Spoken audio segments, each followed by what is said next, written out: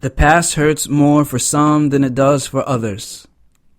In high school, I once wrote a poem titled, "I Walk Nights." This poem explored the difficulties of growing up in a single-parent home. In order to escape the pain, I walked nights. The River Junctions Poets Society in the city of Saginaw nominated this poem second place in one of their poetry contests. They invited the winner and me to read our poems. When I explained the poem before reading it, the judges in attendance let out a collective gasp. Prior to my introduction to the poem, they probably viewed my poem as a typical high school poem that explored fall because there were some images of fallen leaves and some coldness.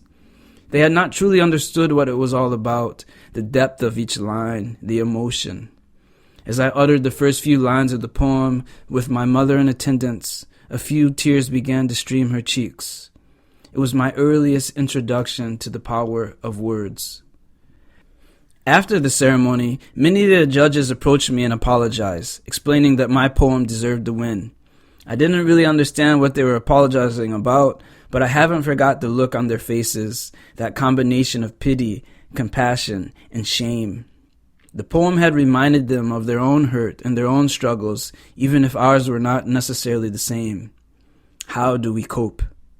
In today's era, the topic of mental health has been at the forefront of many conversations. Individuals are beginning to explore past traumas in order to find ways to cope with the hurts of the past. How do you deal with the pain?